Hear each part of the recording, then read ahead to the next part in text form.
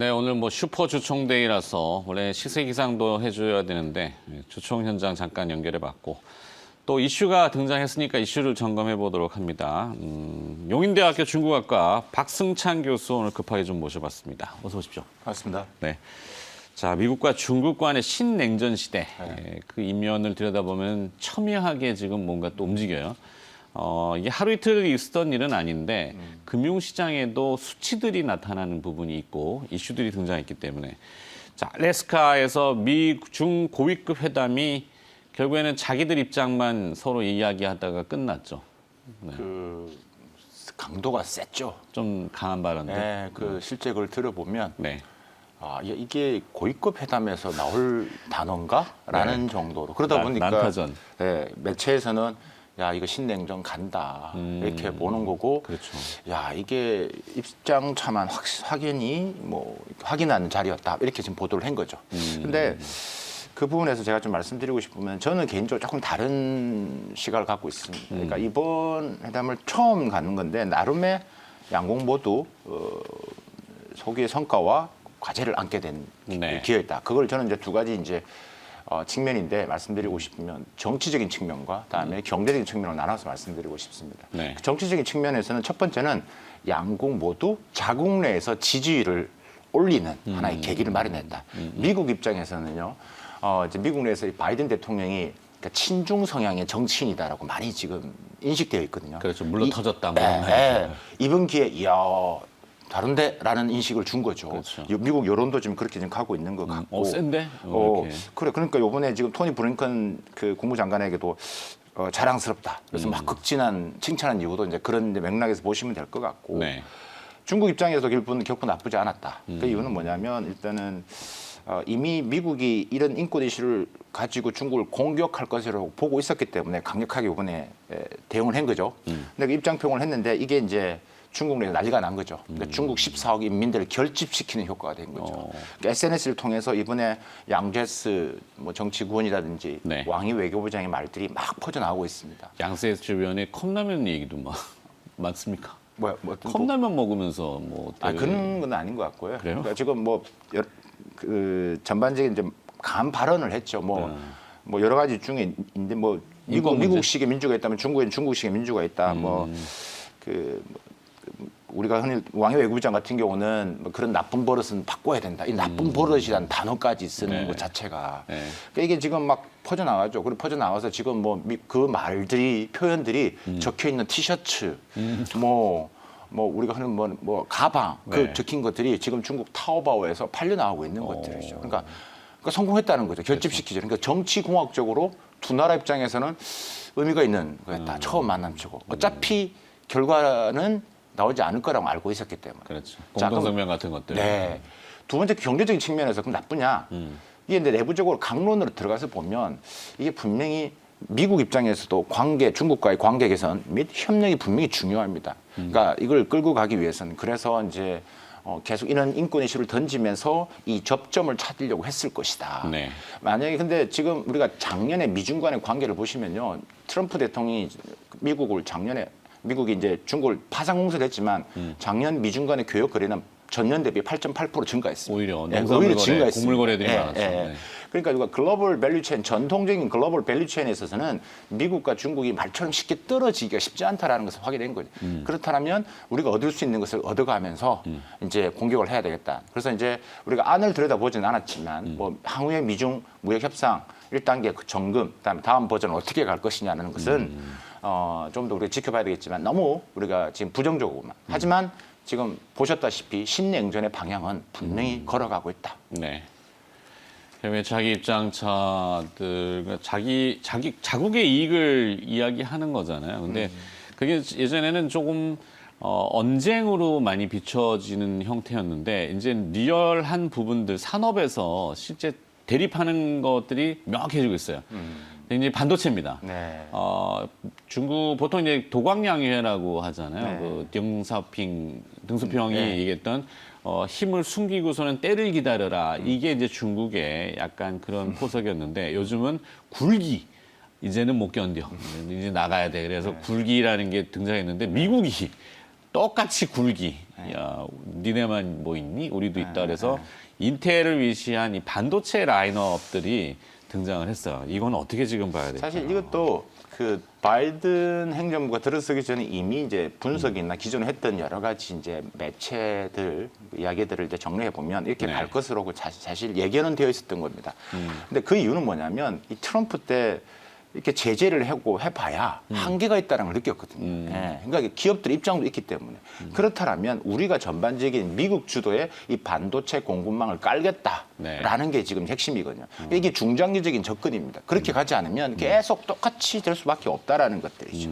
이번에 그 바이든 대통령이 지난달 24일이죠. 이제 기억하시겠지만 이 작은 그러니까 우표보다 작은 반도체 들고 나와서 여기에 트랜지스터 80개 안에 80억 개가 들어간다 이런 말을 했었습니다. 그래서 그 이제 뭐 차량용 배터리라든지 뭐 반도체 그래서 한 4개 부품 정도에서 공급망 그러니까 이게 어떻게 해서 서플라이 체인이 되는지 한번 조사해서 보고해라 이렇게 된 거죠. 그 행정명을 했고 이게 이제 100일간 조사를 하고 이제 보고 하는데 이게 시간적인 부분은 분명히 걸리지만 방향성은 이렇게 갈 수밖에 없다. 근데 이 말의 의미는 뭐냐면 전통적 글로벌 밸류체인은 쉽지가 않겠지만, 그러니까 과거의 휴대폰, 스마트폰에 대한 부분이나 뭐 이런 부분에서는 우리가 탈동조화를 이야기했지만 쉽지가 않을 거예요. 하지만 첨단 산업의 디커플링하는 예견된 대로 본격적으로 간다. 그러니까 이렇게 보시는 거고 그런 부분에서 이번에 뭐 우리 한국, 일본, 타이완, 그러니까 이게 보통 동북아 공급망 서플라이 체인이 되어 있는데 이런 부분에서 이제 미국이 전부 중국이 하는 것처럼 A부터 Z까지 다 하겠다. 그러면 이제 직격탄을 한국이 이제 맞게 되는 것들이죠. 그러니까 미국 입장에서 야 내가 반도체 수요가 이렇게 많은데 우리가 지금 자체 할 수 있는 능력은 한 12%밖에 안 된다.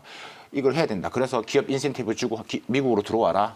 그러니까 이게 일자리도 만들 수 있는 것들이 있죠. 그렇죠. 그다음에 이제 인적 자원, R&D 하는 인력들 지원해주겠다. 이런 식으로 가기 때문에. 그러니까 발걸음이 바빠지는 거죠. 뭐 타이완의 뭐 TSMC도 지금 공장 더 증설하겠다. 지금 삼성도 지금 뭐 계속 지금 뭐 세제 관련 혜택 논의 중에 있다라고 하니까. 이제 핵심은 우리나라인데 우리나라 그렇죠. 부분들인데 일단은 뭐 지금 우리 수출의 반도체 수출의 뭐 60%가 지금 중국에 들어가 있고 지금 이 자체가 중국이 중국을 견제하는 입장이기 때문에 바로 이제 영향을 미칠 수밖에 없다라는 생각이 들고요.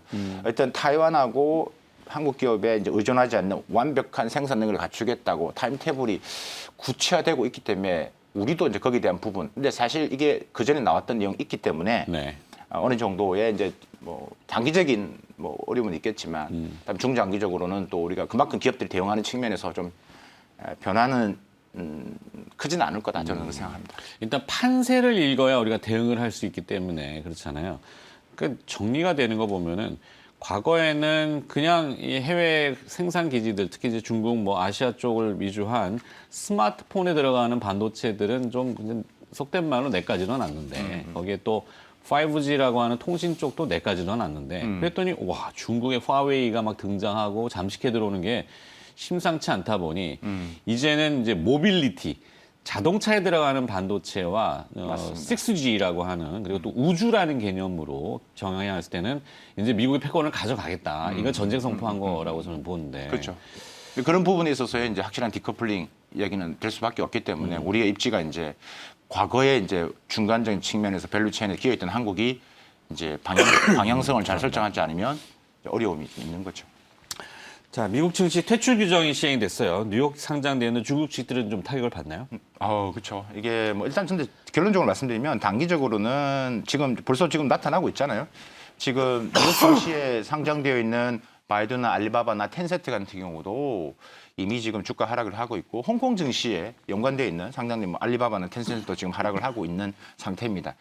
그래서 저는 앞으로의 지금 이제 미국에 상장된 중국 주식 단기적인 측면에서 타격은 불가피하다. 근데 이게 좀 보셔야 될 게 작년 12월부터 그러니까 이제 트럼프 대통령부터 이제 발의할 때부터 이제 이 행정명 할 때부터 이슈화된 사안이기 때문에 이미 중국 기업들도 나름의 대비를 해오고 있었다.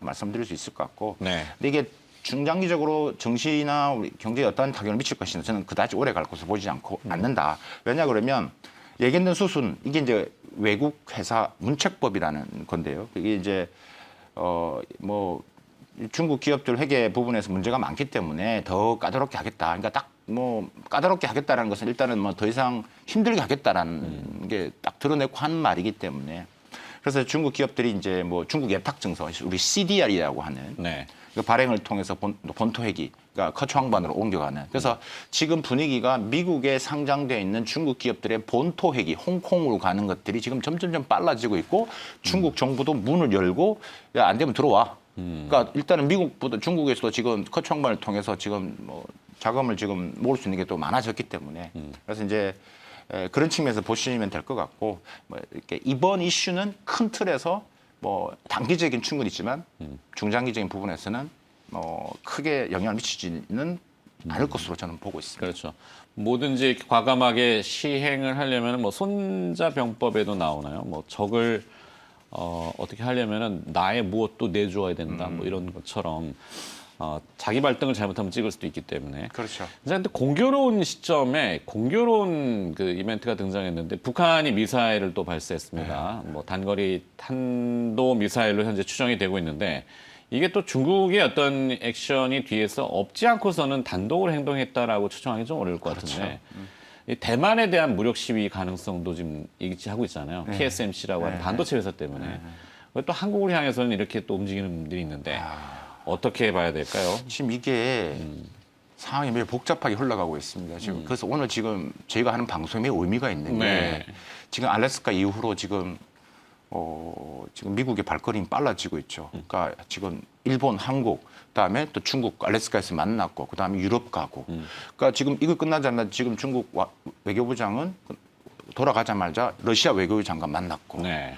그다음에 이제 중동도 가고. 그러니까 러시아에서는 또 우리나라 들어온다 그러고. 예, 지금 들어오고. 지금 이렇기 때문에 다 지금 내편 만들기 하고 있습니다. 자, 그럼 이런 부분에서 이번에 이제 이 북한 미사일 발사 부분에서 분명히 중국은 모를 일 없었다. 네. 그러니까 지금 우리가 충분히 추측이 가능한 부분들이고, 그러니까 최근에 이제 이 이슈가 터지기 전에 김정일 위원장과 시진핑 주석 간의 구두 친선 교환도 있었지 않습니까? 그래서 이제 북중 관계 결속력을 곤고히 하는군요. 네, 북중 관계 단결과 협력을 강화하는 행보다. 그러니까 이게 누가 보더라도 이제 지금 그림 자체가 지금 딱 그렇게 구도가 그려지는 것들이죠. 미국 지금 이거 발사하고 나서 지금 바이든 대통령이 이제 유엔 결의안 1718호 위배했다. 네. 강력하게 이야기를 했고 지금 동맹국과 협의 중이다 말을 했고 만약 북한이 긴장 고조를 계속 원하면 우리도 거기에 대응하겠다 이렇게 강력하게 얘기를 했어요. 근데 중국 입장을 좀 더 또 대변인 이야기를 한번 좀 살펴보고 들어보면요. 원론적인 이야기예요. 대화로 풀어야 된다. 협상을 통해서 해야 된다. 그래서 이제 관련 국가의 대화 협상, 그러니까 그 말의 의미는 나 중국에 대한 존재감을 더 드러낼 수밖에 없고 그 말의 의미는 또 미국에 던지는 메시지가 내가 있어야지만 북한 이슈를 해결할 수 있다는 또 강력한 메시지를 던지는 그렇기 때문에 중국은 이 북한 이슈를 가지고 미중 관계의 지렛대 역할을 할 수 있는 역할이 가장 크다. 그래서 이 비핵화 문제에서 미국은 또 중국의 도움이 필요하기 때문에 그렇죠. 이런 구도 속에서 지금 매우 긴박하게 흘러가고 있다는 것을 좀 보고 이게 우리 주식시장 경제 부분에서 뭐 여러 가지 부분에서 이제 미칠 것으로 보여지기 때문에 조금 더 우리가 지켜보고 관망하면서 좀 팔로우업을 해 나가야 네. 될 것 같습니다. 그러니까 항상 우리가 긴장을 가져야 되는군요. 결국엔 이런 상황들을 종합적으로 판단해 봤을 때 이제 우리 항상 우리잖아요. 우리 주체적으로 우리의 입장이나 경제 영향 이런 것들은 좀 어떨지 그리고 또 다음 주에 한중 외교회담이 그렇죠. 예견되어 있다고 하는데 어떤 이야기들이 오갈지 이걸 좀 종합적으로 묶어가지고 한번 얘기해 볼까요? 그 한중 외교회담부터 해서 우리 보죠. 입장. 예. 지금 긴박하게 돌아가니까 벌써 지금 또 이 한중간 외교자 만난다는 거 아니겠어요? 네네네. 지금 이게 다 지금 연결고리가 다 있습니다. 그렇죠. 지금 네. 지금 1번 질문부터 지금까지 지금 제가 볼 때는 다 연결고리가 있다라고 맞습니다. 생각이 들거든요. 그래서 지금 푸젠성에서 만난다는데 지금 급하게 나온 것들이 있죠. 그래서 이제 지금 미국이 이제 그 민주적 가치에 기반해서 연대를 계속 지금 만들고 있다고 했지 않습니까? 이번에 한중 외교장 입장에서의 저는 내용을 크게 세 가지로 정리가 됩니다. 첫 번째, 지난 미중 알래스카에 있었던 이야기에 대한 기반을 통해서 이야기가 좀 더 구체적으로 진행될 겁니다. 그래서 네.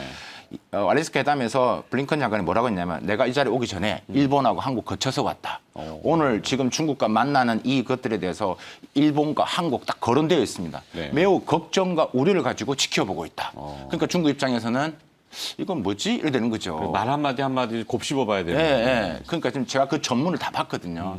그러니까 계속 여러 번 나옵니다. 그래서 그러니까 이번에 그 한정 외교 장관에서도 좀 돌려서 이제 지금 미국 주도의 안보 협의체인 쿼드의 참여 가능성이라든지 또 또는 바이든 대통령이 당선되기 전에 그 경선할 때 이야기했던 게 있습니다. 내가 당선되면 12월 전까지 세계 민주화 정상 포럼이라는 걸 만들 것이다. 그게 뭐냐면 그러니까 민주 체제를 가지고 이제 혹은 미국의 가치관을 같이 하는 국가들 정상들이 모여서 포럼하자. 네. 한국 들어올 거지? 이런 거죠. 근데 이게 또 의미가 있는, 이거 결국 중국 이야기하는 거거든요. 그렇죠. 네. 그러니까 쿼드 말고 또 있거든요, 지금 이게. 그러니까 이런 부분에서 한국 입장, 이게 첫 번째일까요? 두 번째는 북한 이슈. 그죠? 예, 북한 이슈가 또 중요한 또 될 것 같고, 거기서 지금 이야기한 남북, 미중, 이 사자회담에 대한 중요성을 다시 카드를 던질 가능성이 높다. 제가 볼 때는. 그 다음에 세 번째가 이제 시진핑 주석 방한의 이슈겠죠. 그러니까 그렇죠. 더 방안을 빨리 해야 될 수밖에 없는 구도. 안아야 되니까. 그렇죠. 근데, 예. 지금 상반기로 갈 것이냐, 하반기로 갈 것이냐. 근데 지금 분위기가 지금 상반기라는데 상반기는 지금 코로나 이슈도 있기 때문에 하반기 가능성이 높다. 근데 지금 들려오는 제가 이제 아까 우리 입장 어떻게 해야 되냐 묻고 설명을 드리면 지금 분위기가 이미 수면 밑에서 기업들 간의 협력이 매우 지금 긴밀하게 돌아가고 있습니다. 그러니까 계속 러브콜을 보내고 있다는 게 느껴집니다. 지금 기업들의 네. 목소리를 다 듣고 있기 때문에 제가. 네. 그래서 어쨌든 이게 기업들 입장과 또 정부 입장이 또 다를 수도 있지만 우리가 지금 이 경제와 안보를 좀 나누어서 봐야 된다라는 생각이 이제 들고요. 네. 단기적으로 우리한테는 연결고리를 만들어내는 작업이 미중 간이든 한미 한중 간에도 작업이 필요하다. 알겠습니다. 그렇게 되고 중장기적으로는 한마디로 하면 시간이 다 돼가지고. 중장기적으로는 조금 더 명확한 의지를 가지고 오케이. 접근하는 노력이 우리의 의지. 필요하다. 네. 죄송합니다. 여기까지 듣도록 하겠습니다. 용인대학교 중국학과 박승찬 교수로부터 긴급 진단 들어봤습니다. 오늘 고맙습니다. 감사합니다.